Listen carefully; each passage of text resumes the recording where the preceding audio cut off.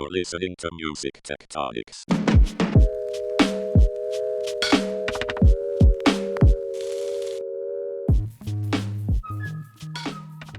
Welcome back to Music Tectonics, where we go beneath the surface of music and tech. I'm your host, Dimitri Vitsa.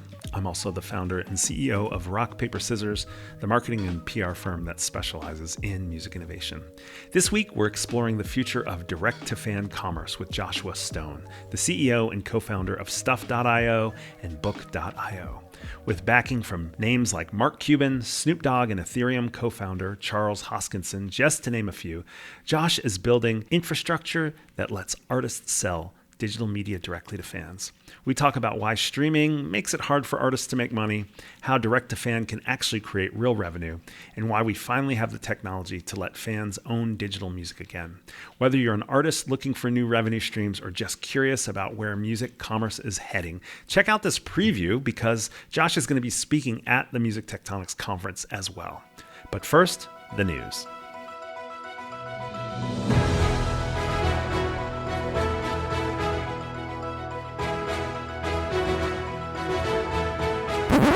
Rock, paper, scanner.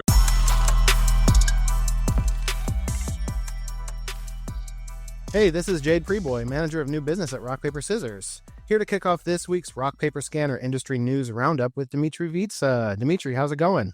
It's going all right, Jade. We're putting on the finishing touches on the Music Tectonics conference, and there's a lot of pertinent stuff happening there, some of which we'll touch on in our roundup, I bet, today, too.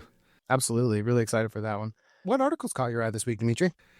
Well, I think there's a few we can talk about. The one that I wanted to kick off with was from Stu Dredge over at Music Ally. One of the things I love about him is he covers pretty deep in music tech and innovation, but he also widens out sometimes and gives a context that's helpful. This is a short little piece.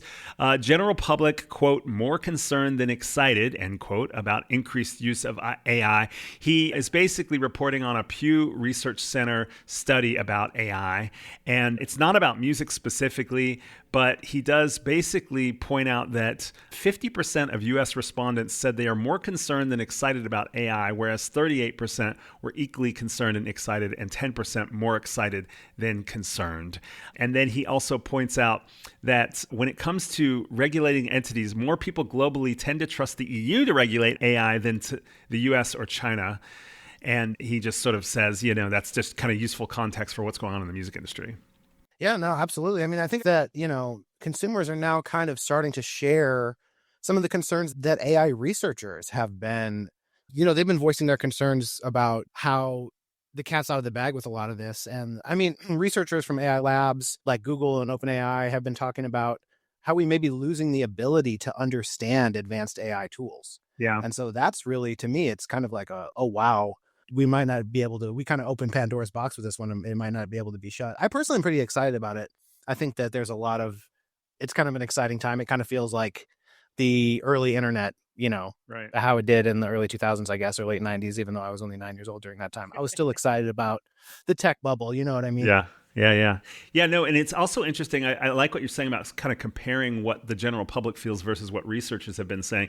I also like thinking about what's happening in the music industry and also what's happening with my 16-year-old who inherently has, and I think a lot of people in their generation have a sort of hesitation about this. And part of it is about the rights that we talk about in the music industry and the attribution and royalties and things like that. But part of it is also just about wait, is that what you want to be doing with your brain? Do you want to be outsourcing this much thinking? And around the office, some of the 20-somethings refer to, I used my squishy brain for that one.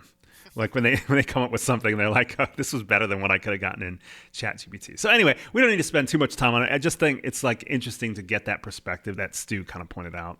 Yeah, absolutely. So this is interesting because there's kind of a narrative flow from article to article. In Billboard, a guy named Frank Handy did a guest post called "In the AI Age, the Music Industry Needs New Metadata Standards, but Time is Running Out." And it was kind of interesting to read this piece in the context of some of the other things. But really what he's saying is you kind of talked about this, the pushback in large-scale licensing often comes with challenges in identifying all the rights holders. There are these multiple songwriters and publishers, these hard-to-trace sound recording owners, and that makes it really complex. And he says, but AI companies that are creating the most powerful learning technology technology ever known to man should be able to keep track of what songs are being used to train their models.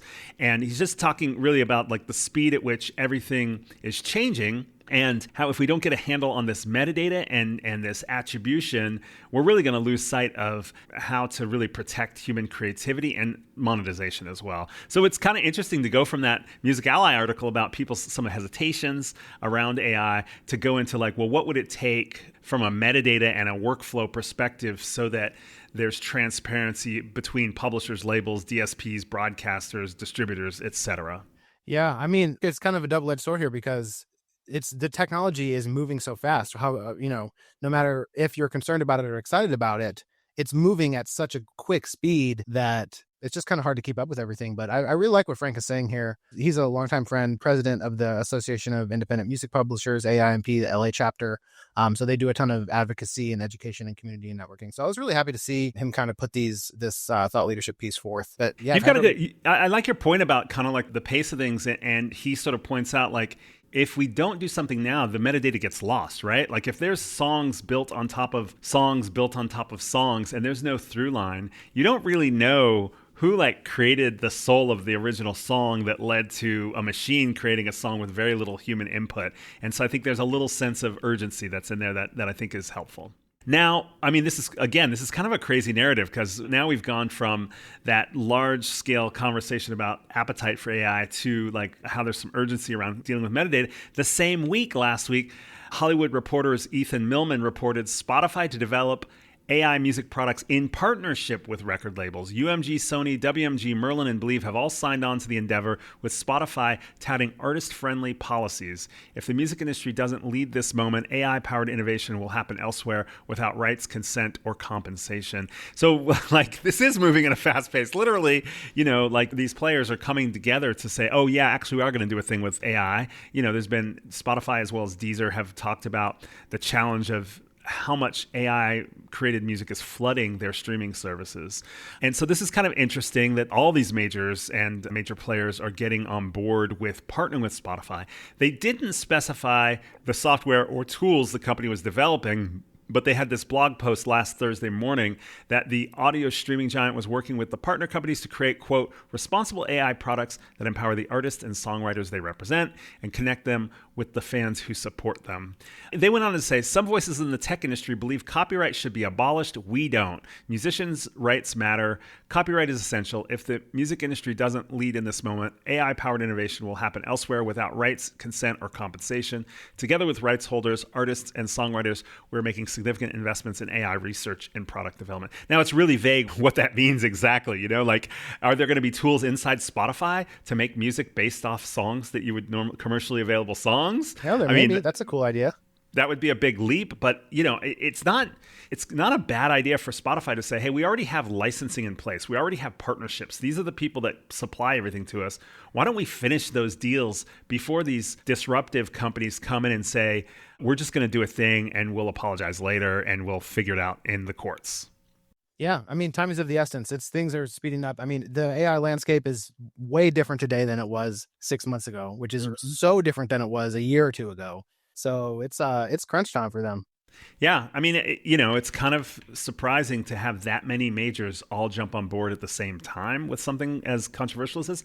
But they may also be saying, yeah, if we do a deal with Spotify, then our legal cases and our settlements with the Sunos and Udios of the world are more justified because we've demonstrated that we're willing to do licensing deals. We just have to get through that process. You can't just scrape the world and start building IP on top of other people's IP without attribution, licensing, and monetization. Spotify listed 4 tenets in this article from Ethan Millman of kind of, I guess, what it's going to follow to develop AI software.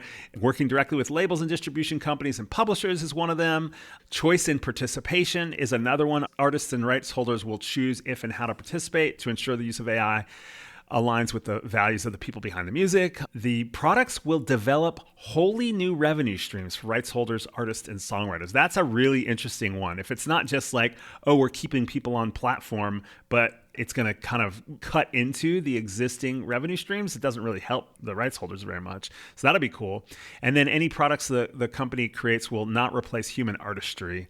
The idea is to give artists new ways to be creative and connect with fans.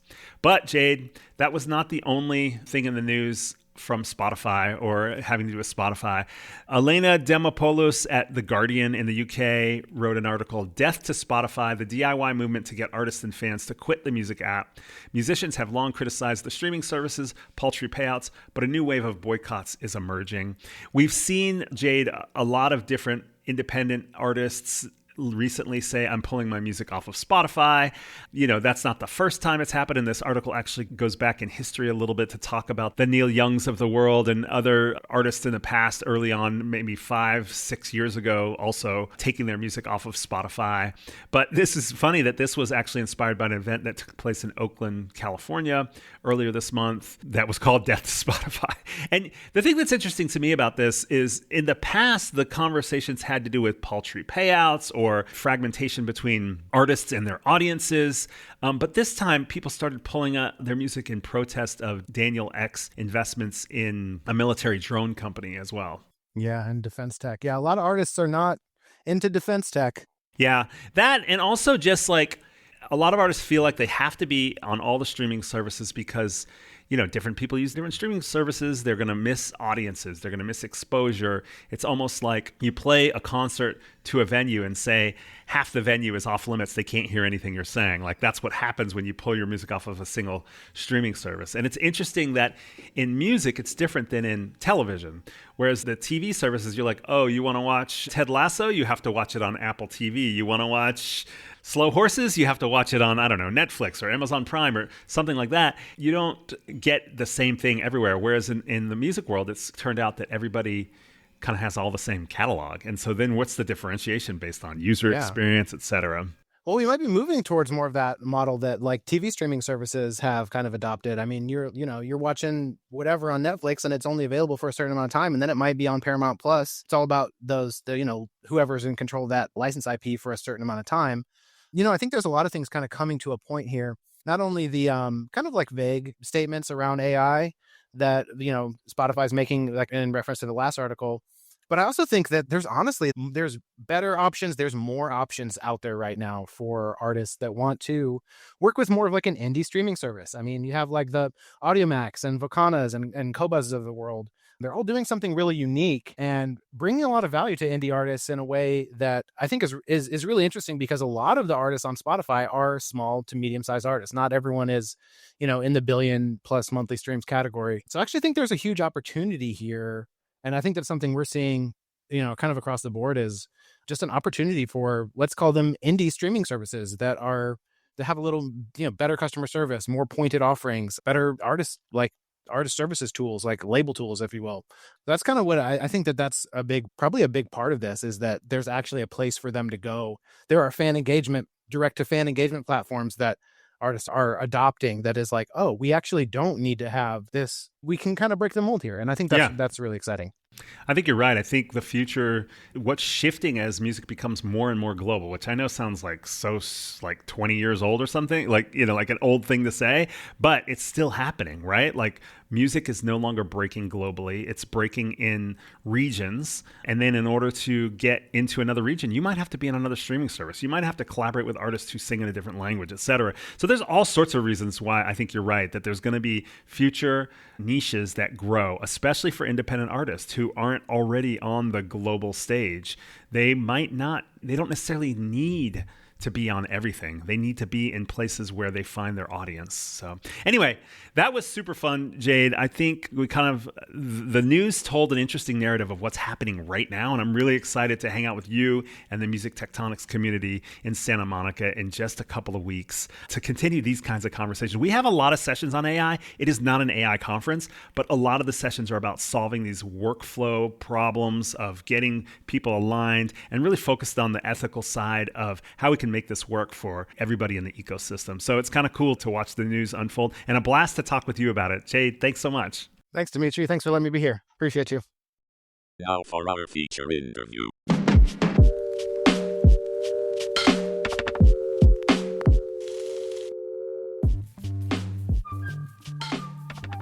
Joshua Stone is the CEO and co-founder of Stuff.io and Book.io, two pioneering Web3 platforms reshaping how digital media is owned and distributed.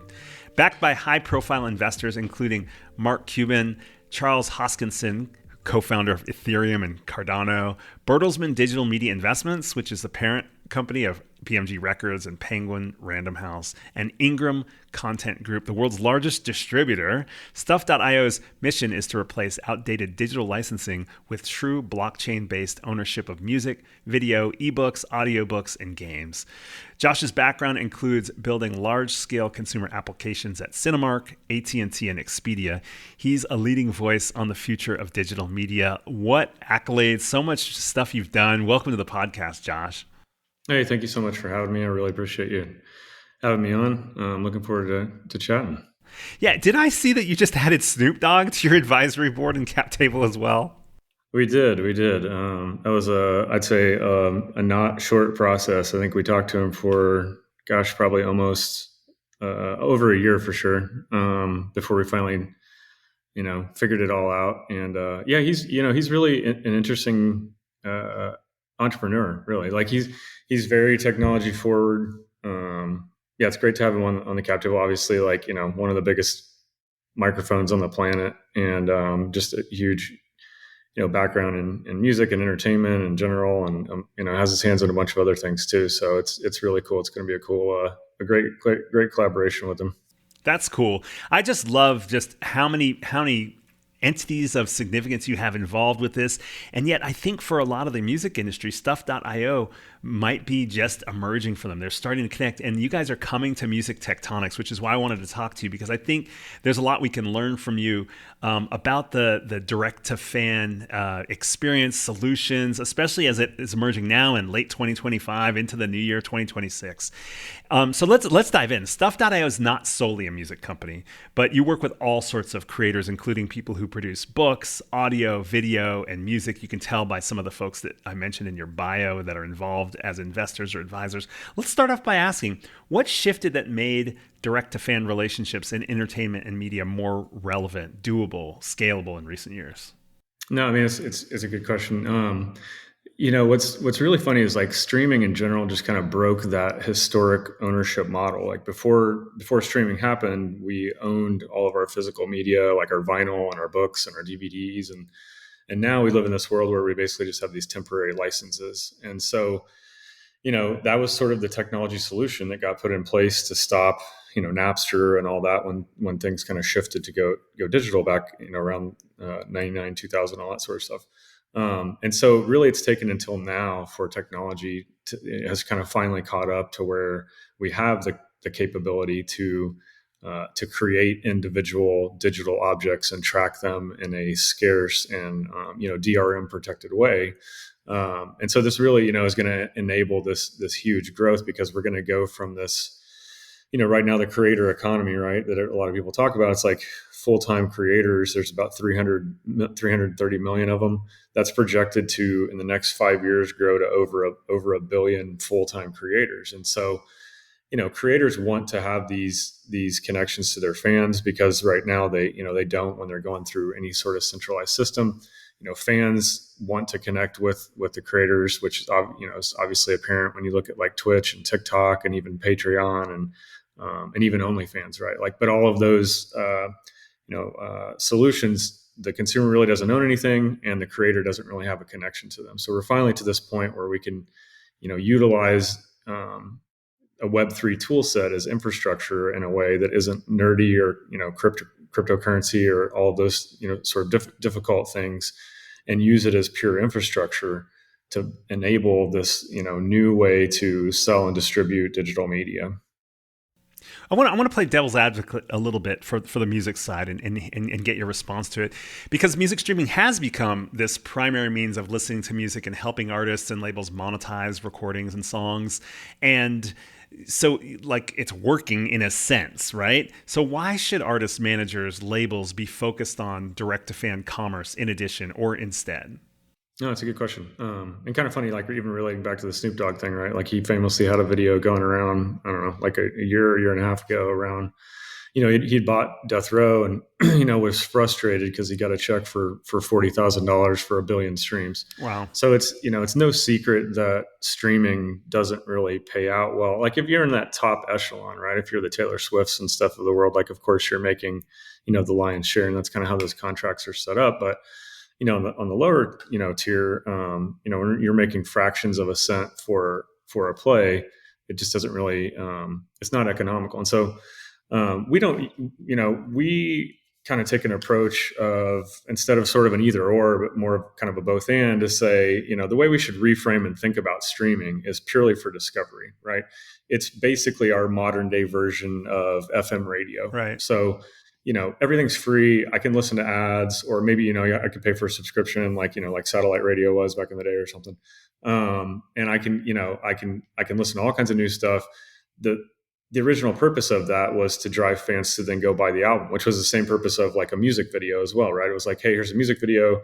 The whole point of it was to go and then actually buy the thing from the artist and support them that way. So, and even in that model, right, it's like historically what drives, 80% of that revenue. And this was actually from some stats that Spotify had put out recently. It was like, it's basically like about 5% of the total audience accounts for 80% of the streams, right? Which is pretty insane when you think about that. And I think it trickles down to, concerts and merch and, all the other things that are out there to buy. And so when we can really, kind of take a step back and say, I think that from an industry perspective, if you're an artist right now, it's very difficult. You're not going to make a whole lot from streaming. You're using that to try to get people to show up to a concert. You're trying to sell them merch.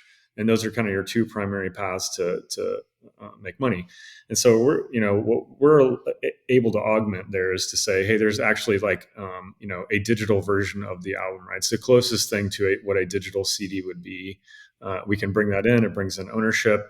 And so it's to sell to that super fan audience, right? So instead of thinking it in terms of, one big bubble of, hey, this is everybody that listens to music, it's much more of a funnel, right? And at the very top, you kind of have streaming where anybody can listen to it.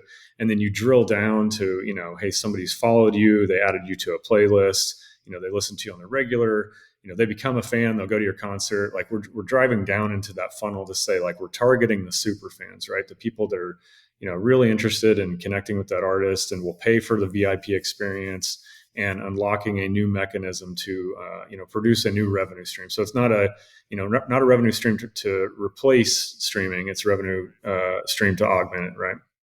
Yeah, that makes sense. Well, let's get even more tactical. What are some of the things artists and labels can accomplish with direct-to-fan strategies that they can't with a Spotify, an Apple Music, a YouTube? Yeah, for sure. It's what's wild what we've seen, and just a little, bit of history. We launched the platform in 2022 publicly, and we were primarily focused on books, and then we rolled out audiobooks. I have a background in publishing, so my background's not in music. But when we came up with the idea and all the technology, we realized it would work for all sort of digital assets. And then it took us a while to get to where we were able to launch music and albums and video. And so we then launched the Stuff.io platform, I guess maybe a year and a half or so ago, and have been slowly ramping that up. So what we've really seen happen in that time is the ability for artists who, maybe only have, 10,000 followers or less, right?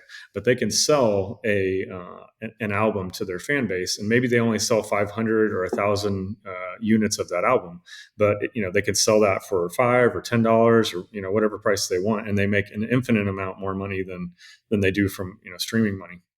And so it really allows them to start to utilize this model where they can use a Spotify and an Apple to capture people that are interested, but then monetize them in a new and different way, right? So, and then we do a lot of interesting stuff too, where they can bundle different things. They can one thing that it allows you to do is, once you've sold an album, right? Say an artist sells an album, they can know who that person is, and then that person can get access using that as verification to other things, right? And that could just be the artist, giving them, maybe an unreleased track that is nowhere else. It could be access to buy concert tickets before anybody else.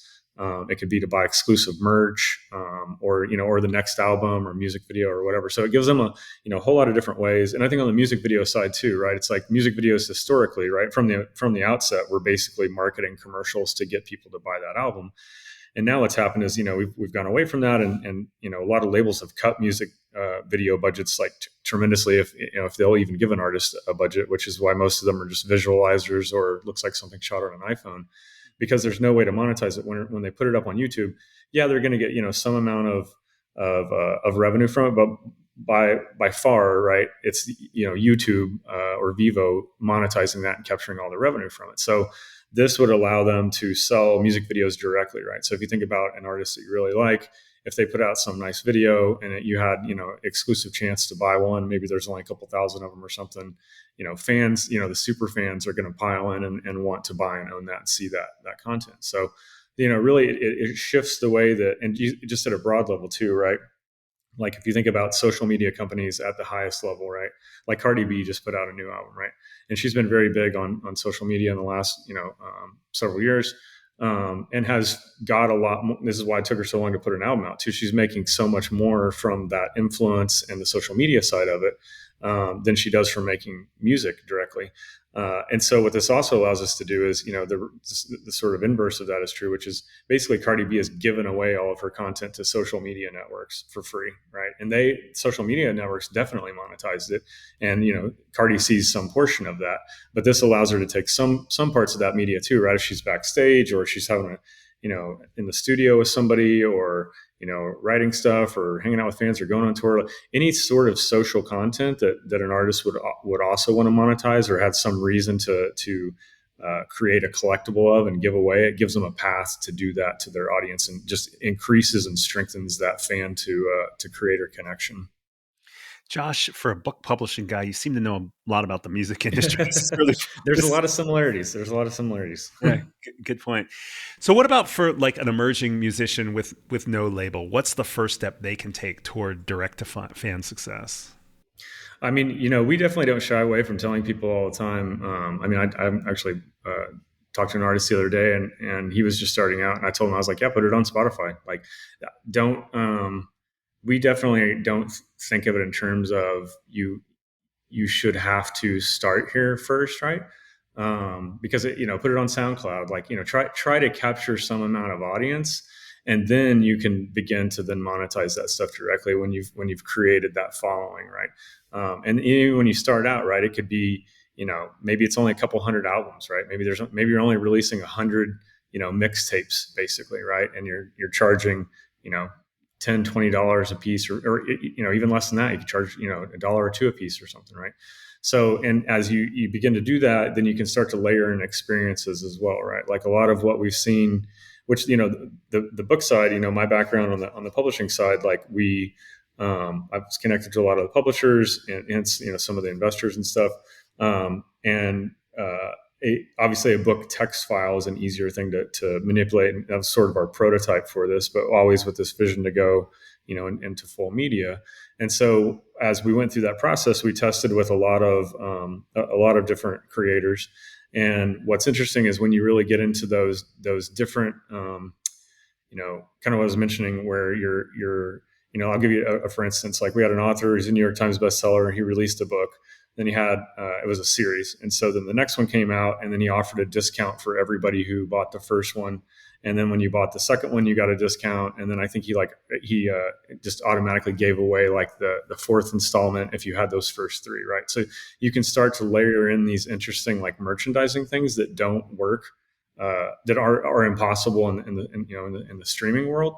But really my first step to them is like, hey, try to create a channel, try to create a fan base. Like once you've created a fan base, then you're able to then begin to monetize that, right? So like, if I like the Cardi B example, right? Like if you had one of her early, imagine if she had done this and she had put out a mixtape back when she was in Atlanta still stripping, and you had one of like 100 of her first mixtapes ever or something, right? It would be incredible, right? It'd be, from a fan perspective, like the value of that would be just massive and super cool. At that time, it would have been really cool for her to say like, hey, I sold 100 albums, right? And when somebody's starting out, that's you've got these lower goals to try to build your audience. So. Yeah, super cool. All right, we have to take a quick break, but I want to get into more of this fan experience and how fans benefit from this when we come back. We'll be right back. Music Tectonics has locked in some amazing programming for this year's conference, and I'm here to give you a sneak peek. Day 2 will be filled with insightful panels, including dealing with an existential crisis as a startup, what everyone should know about new frontiers, music, gaming, AI, and beyond, building your label tech stack, the investor panel, empowering music artists in the age of artificial intelligence, and the big deal, M&A in music tech. That's just a short preview of what we've been working on. Head over to musictectonics.com/schedule to check out the full programming agenda and see what thought leaders will be speaking at this year's conference. Now back to the show. Okay, we're back, Josh. This is super fun to hear kind of this updated take on what direct-to-fan can look like in 2025, 2026. I like some of the examples you started to give in the last couple of questions. Let's talk more. How do fans benefit when artists sell directly? What are some other like creative kinds of experiences or access that become possible when you set up this direct-to-fan channel? Yeah, for sure. I'll contrast that too with that streaming side where it's like, at the streaming side, if rights change with a label or, one label consumes another one, right, or anything, stuff gets pulled down, right? As you know, all the time, right? You go search for, something from your artist and it's no longer available. And it'll give you some message that's like, hey, if you have the MP3s, then you can go ahead and play this. And it's like, well, we don't live in a world anymore of, 2005 where I have a bunch of MP3s of all this stuff. And so the primary benefit to the fan is it gives the fan a permanent, provable piece of media. And I'd say like the difference in what, because there's been some stuff that has happened in the Web3 world in music, right? And a lot of that early on was, NFT type stuff where, an artist would maybe like put a single up there, or some of it was like fractionalizing streaming royalties, which is like, definitely like gets in the SEC, right, gray zone of securities. And even with the NFT thing, it was a public thing, right? Like the issue there was that, you put a song up and then you hope basically, 1,000 people buy a receipt, but everybody on the whole internet can listen to it, right? Or, a further extrapolation was that what's called token gating, where it was like you buy that and then it kind of gives you access, but it still sets under a streaming model. And so if the rights change or whatever, happens, that company goes away, or whatever, you maybe still own this thing, but it doesn't do anything. So what we did was we said, the core of our technology, what it really allows us to do is to take that media and actually break it apart into thousands of pieces. All of those are encrypted. They're all stored in decentralized storage. So then when you buy it, you own that actual piece of media, and it streams back and plays for you. So once you own it, it can't go away. You have it, it's tradable.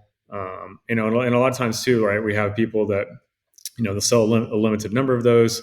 A lot of those will resell, although we're not really, we're different than all the things, the NFT side, which was based on speculation, right? And everybody's buying something hoping like, hey, I hope this thing, the price of it goes 100x or 1,000x, or, ends up being like a Bored Ape and it's worth, $500,000 or something, right? With us, it's much more focused on like, how do we provide the media in a secure way? And then that, from the fan perspective, then allowing you access to these perks, right? Like programmable perks of like for instance, of that, like we're doing a thing with William Shatner. We're about to release a film with him. And if you own a piece of that media, then you're going to get access to a live stream thing with him. So the way that you can, use that to unlock things. And also I think what we saw really in this kind of early, Web3 stuff, what I took away from it, because I didn't really participate in a lot of it, and I'd be the first one to say like, 90%, 98% of all of those NFT projects were just total garbage and cash grabs. I think what came out of it though is the realization that we can build true digital communities around fandom. Right. And that's really what the biggest takeaway of some of those communities that still exist, like the solid ones. It's gathering together a group of like-minded people that, exist all around the world in different parts of the world, and kind of for the first time ever could really gather around a centralized idea. And there's no idea, that's more ripe for that than people following artists that they love. Right. So, Taylor Swift fans are all over the planet. They don't really have a place where they can all gather and talk and interact and exchange ideas and have Taylor Swift pop in from now and then and say stuff or drop some exclusive thing. Like, it doesn't exist. So I think taking that model of interactivity and community and applying that to fan bases and music properties is going to absolutely lead to a whole different way that we interact with music and our artists that we love and follow. Wow, there's a lot there, and I'm interested in how you kind of critiqued some of the things that happened with the NFTs and the first round of Web3 music stuff. And I think it touches on an issue that there was a lot of conversation about, of interoperability. And I think it's even related to some of our earlier conversation about streaming versus direct to fan. There's a sense on streaming, like you have to subscribe to keep listening, but then there's also, these other platforms that emerged that was sort of like, well, what do you do with it once it's gone? And all this listening is happening on streaming platforms. Most people, like you said, treat the Spotify as FM radio or satellite radio or something where they're like, well, I turn it on and then I can listen to everything. But here you are buying something else. I'm curious, have there been improvements with the idea of buying something through an artist or a label website, but then being able to listen on platforms, or buying music on a platform, but then being able to listen to it outside of that platform? I'm just curious about that whole concept about where we stand with interoperability in the direct-to-fan music space. No, it's great. It's kind of one of the main reasons that we really got into this. Prior career when I was in the book industry, this was a big issue that we encountered because it was during that time when a lot of the digital licensing stuff started to take over the book side, right? And so, in that instance, it was like, okay, well, if I buy an ebook from Amazon, why can't I read it on iBooks, right? I bought it, so I should be able to read it wherever I want. Or if I bought it from Audible, why can't I listen to it on Spotify? And so that was kind of our core thesis, really, was like, how do we use these tools to create media that is transportable and interoperable, right? And so down that kind of path and our sort of roadmap, which is why we have Charles Hoskinson, the guy that co-founded Ethereum and Cardano, and Mark Cuban, and like all these guys involved as investors, is they're helping to architect the path of how do we go from locked into a system, right? So for our system, if you buy the music, like, you own it, we can't take it away from you. The music can't be changed. You can sell it, you can resell it, trade it, lend it out, all kinds of stuff. We have a slew of media apps. We actually have, even have smart TV apps, web apps, mobile apps, all those sorts of things. And then what we're building is basically like an open source protocol, along with, it's getting a little more technical, but like a layer 2 to like process those transactions as well. But in the open source protocol, there'll be like a software development kit. So anybody who wants to create a media player, right? So that could be, labels could do that, individual artists could do that. From a book side, it could be a university wants to have their own kind of book reader, and so creating an architecture and a protocol to allow those to be still DRM, digital rights management protected, so the media file is only viewable and accessible by the purchaser or the owner of that. So then that way, you can basically purchase it, and then you can stream it in the sense that you're streaming it through the media player anywhere, and we don't have any centralized control of that, right? So it gives it like it's permanent and it's provable that you own it, and then making it accessible forever, right? Which I think was kind of the promise of the internet, right? Was like, hey, like we're putting it on here, and it should be here forever, but it's not. Like, we don't live in a world that exists right now. And sadly, you can't, there's even films, right? Like, you can't watch the original Star Wars in its original 1977 format. Like, unless you own like the actual like last set of the VHS tapes, it's all been digitally remastered and CGI'd, and like, which is just kind of a small example, but it's like, oh, yeah, it's relevant. We don't, we're subject to a lot of censorship and control, especially in the music side, right? Where it's like, even Cardi B is an example, right? Like, she's put out some music videos, which obviously they're racy videos, but like, you can't watch them uncensored, like, anywhere, which is kind of wild. That it's like, and Yeah. Also, in the music side, you have the remastered stuff where people get the rights back to their songs by re-recording them, and you're like, "This is not how it sounded when I was a kid. What Yeah, happened yeah, here?" yeah, So, yeah. wow, Well, Josh, you streaming's really done a lot on that too. Spotify just announced they're going to start to do higher quality stuff, but with us, like there is no upper limit to the quality, right? So, the audio files out there would very much like our platform because at the core, right, there's no limitation on how large those files can be versus on the streaming side where they're trying to cram low quality, low bit rate through so that and it when you hear it, it's noticeable. Wow, Josh, I'm impressed with how you're really playing the long game here. Like the way you described your media players across verticals, across medium formats, the fact that there are these sort of kind of open source layers that people can build their own media players, but then ownership kind of stays with you as you jump from media player to media player is brilliant. It's like an iTunes that can be tweaked, except who owns Yeah. everything. You can lend it, you can sell it, and here we are post Web3 crypto explosion, and now here you are still building the infrastructure that people were dreaming of the entire time. And one of my questions in the back of my mind is, how did this guy get Mark Cuban and the co-founder of Ethereum and Snoop Dogg? And I'm like, oh, I think that's how. It's like they see it as the future of where media can go. Yeah, you're exactly right. Yeah, I mean, I've had really good discussions with all of them, and they are all very, I'd say, 100% convinced that this technology it's going to change. I think that's where the primer was, right? It's like when you sort of start to understand Web3 and what it means, and then you kind of look at the landscape of just across all kinds of different industries. It's going to have a radical impact on a lot of things, just like it is right now with, obviously Bitcoin's like, taking off and is hitting like all-time highs and stuff. And we have all this, stable coin legislation. And very shortly, all of us who have a bank account in the US, our bank account will have stable coins and we won't even know. It'll just be, that's how they're going to account for it. And so all this technology is going to change. It's going to change the music industry and the film industry and the book industry. It's going to change all these things. And it's, primarily like it's one of the biggest ways that people, regular consumers interact with the internet, right? It's entertainment, it's informationally, it's news, it's social media, all of those things that exist in a centralized system that are subject to censorship and,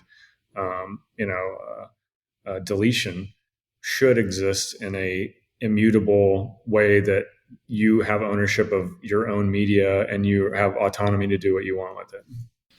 Man, there's a coming up in just a couple of weeks at the Music Tectonics Conference. I'm doing a fireside chat with Tatiana Sirasano from Media Research, and it's part two of a conversation we had Mark Mulligan, also at Media Research, talking about this critical juncture for the streaming economy and music, where Gen Z is not really acting the same way as previous generations, how they're going to interact with streaming. And so there's sort of a decision that has to be made. Are we just optimizing for revenue on the existing strategy or streaming platform?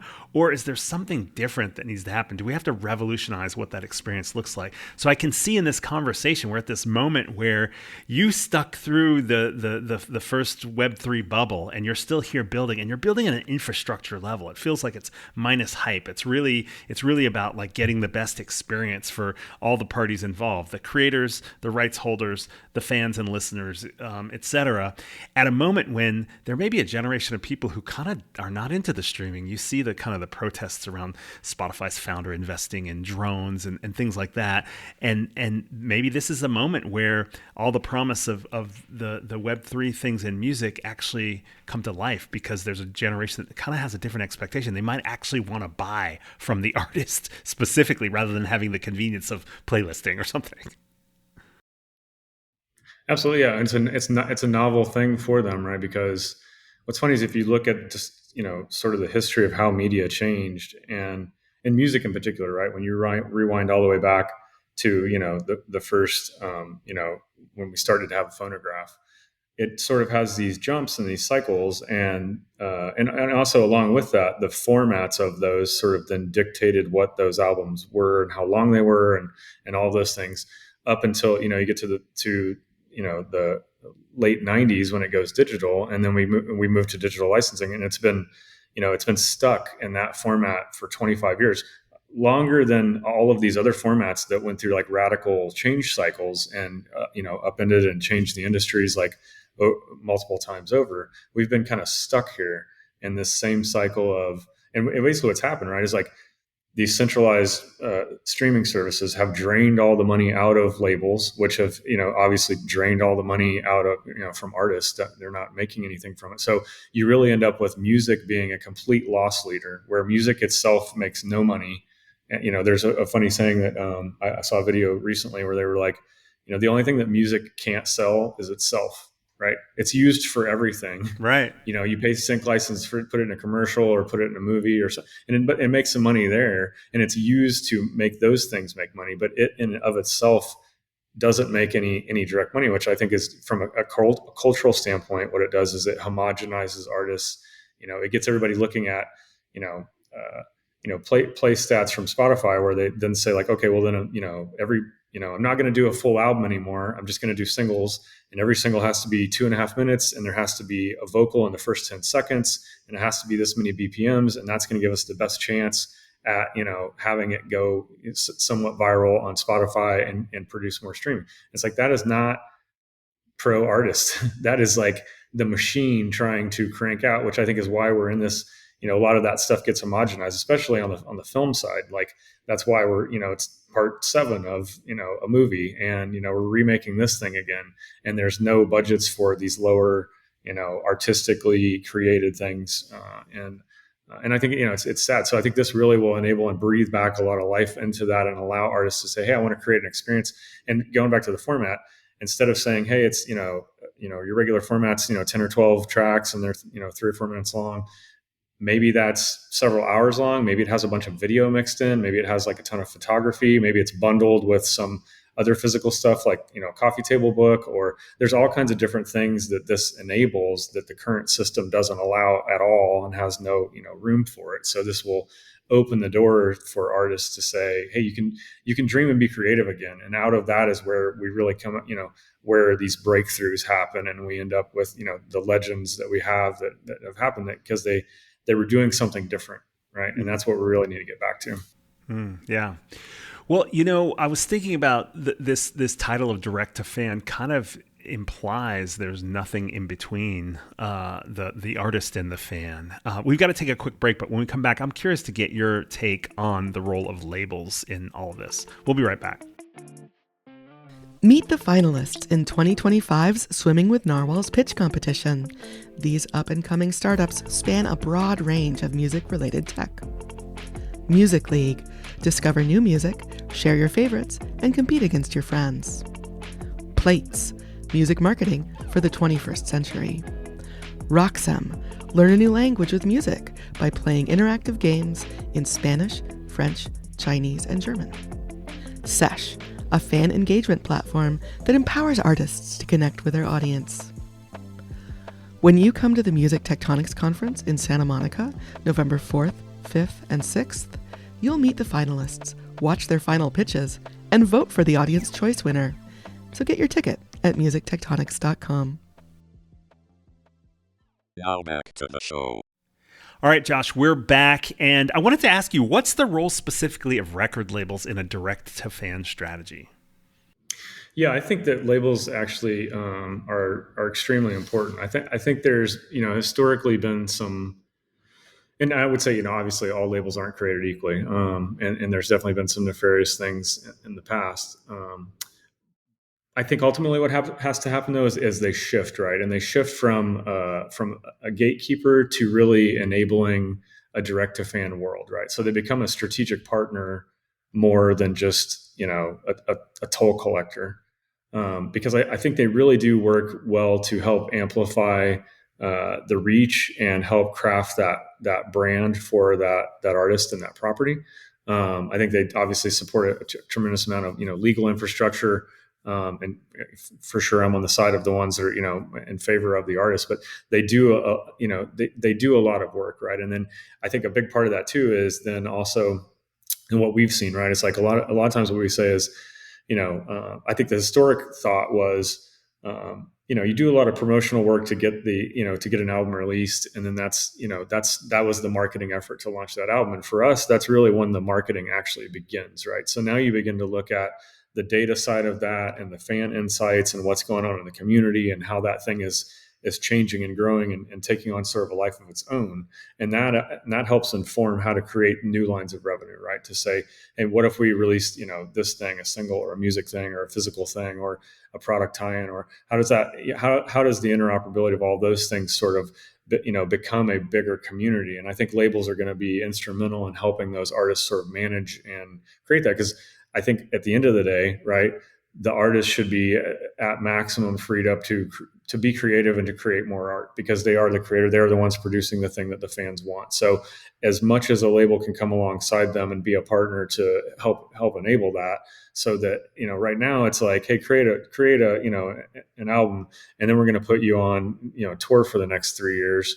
And, and we're not, even when you do your album, we're going to bleed it out 1 track a month for the next 12 months. And it's just, it's sort of backwards, right? So I think there's a lot labels will do. I think they're going to help tremendously, across many different ways, and help manage this as a new line of revenue, along with, all the other ways that it can be monetized, even with streaming. Interesting. I'm curious, could the industry get to a point where direct to fan's not just an add-on, but is like a core revenue pillar alongside streaming, touring, sync? And what would it take to get there, Josh? I think absolutely it could. And where, I think that direct to fan sales could be a very large revenue line, not just, a side hustle. I think that, part of that's going to be like fans and sort of economies will demand that. I think as artists see that, hey, I could sell, I'll take, the Taylor Swift example again, or do Cardi B, right? She just launched this new album, right? So, she puts it up on Spotify. She's going to make some amount of money from it. However, if she had said, hey, I'm going to sell this album digitally for, $10 an album, well, she's going to sell millions and millions and millions of them, like, to all of her fan base, especially if it includes, other things added into that, right? Maybe you get VIP access to something, or you get, additional, outtakes from the studio, or you get music videos airdrop to you, you get, all kinds of benefits, right? So it's like, I think what will end up happening over time is it will become a large revenue stream for artists, because, ultimately, then the way that we're approaching and building it, right, is like, is very frictionless, right? So we want to, I'd say it's kind of like when you rewind to the beginning of the internet, right? It was, you've got the dial-up modem, and it's complicated, and you've got, a service you're trying to dial into, and it was difficult, right? And people would look at it, and, companies were like, well, why would our business ever need an email address? Like, we have a physical mailbox, right? Or, and you fast forward, and it's like, well, why would we ever need a Facebook page? Like, that's social media, and we're a business, I think the same thing will happen, where we'll say, like, why would we need to sell, try to sell direct to fans? And it's like, well, because it's technically possible now. And while it's somewhat difficult now, we're working through that process, right? So, like, even where we are, we've made huge advances in the last couple of years, where it's like, fans can buy with a credit card. They can sign up with a social media account. They don't have to do, wallets. They don't have to know anything about technology or cryptocurrency or seed phrases or any of that stuff, right? So as that continues adoption, and, we have better education around how that functions, like, I think it begins to scale up and increase in trust and prevalence. And, and ultimately too, I think in the world of AI, right, which we haven't really even touched on, it's like, this also gives a provenance, right, and an authenticity, because I know that this album or this video or whatever came directly from this artist, and it wasn't just an AI fake, right? Because anybody can go create anything, obviously, in AI, and that's only going to get better and better and better, which is already, like, shocking how good it is. But when you have, I'll take an example too on Amazon, right? Like, you could go create you could go create an asset right now. You can put it on Amazon until there's a DMCA that comes through and says, hey, this didn't come from us. It could sit there and potentially sell. And the that's damaging, I think, long term to the artist. So with ours, like we have a built-in provenance that we verify like where the digital origin of that came from. And I think it's going to, I think of it in terms of all the scariness around AI and artists being afraid of like, hey, what's AI going to do? When you really zoom out and say, hey, AI is really just like one component of like a bigger umbrella of Web3 technology, right? And when you consider, smart contracts and blockchain and decentralized storage and digital identity and all these things, they work in tandem with AI to all of a sudden make sense, right? So it's not scary, and we can verify those things, and I think that protects the artists and their ability to make money and verify to their fan base that what they created is what the fans are actually getting. Wow, it sounds like a really fun world to live in, to have all these possibilities, to really feel like you're supporting artists in a way that is more direct, and also getting new kinds of experiences with this just switches in this kind of less fragmented infrastructure. So this has been super fun.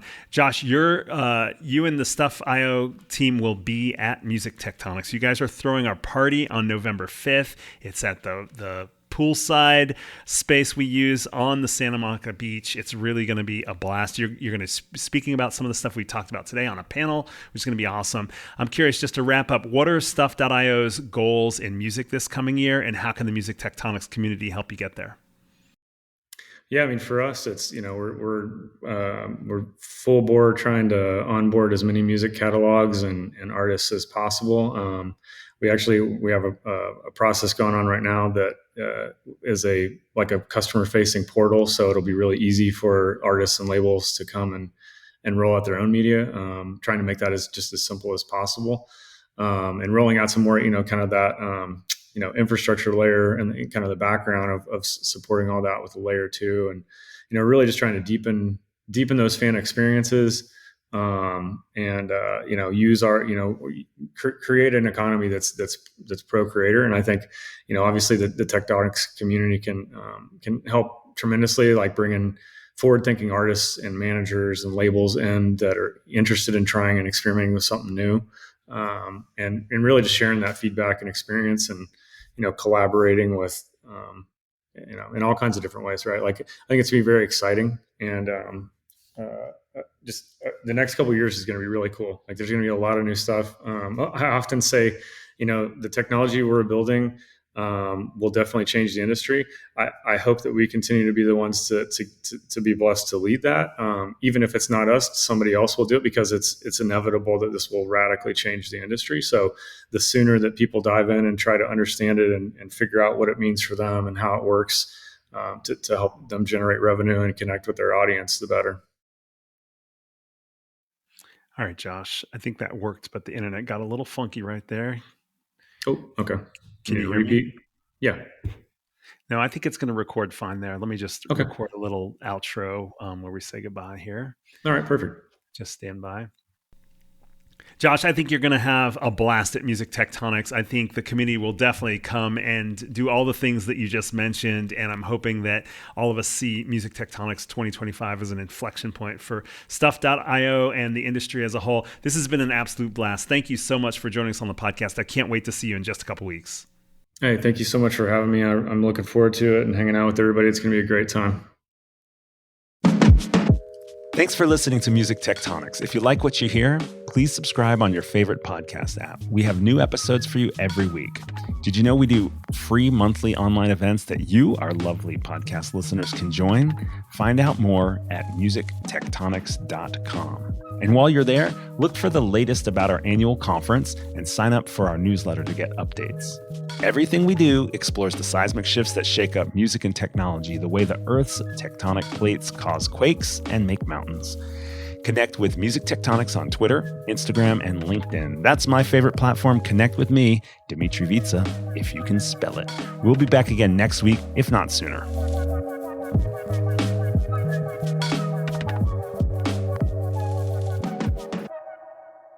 You're listening to Music Tectonics.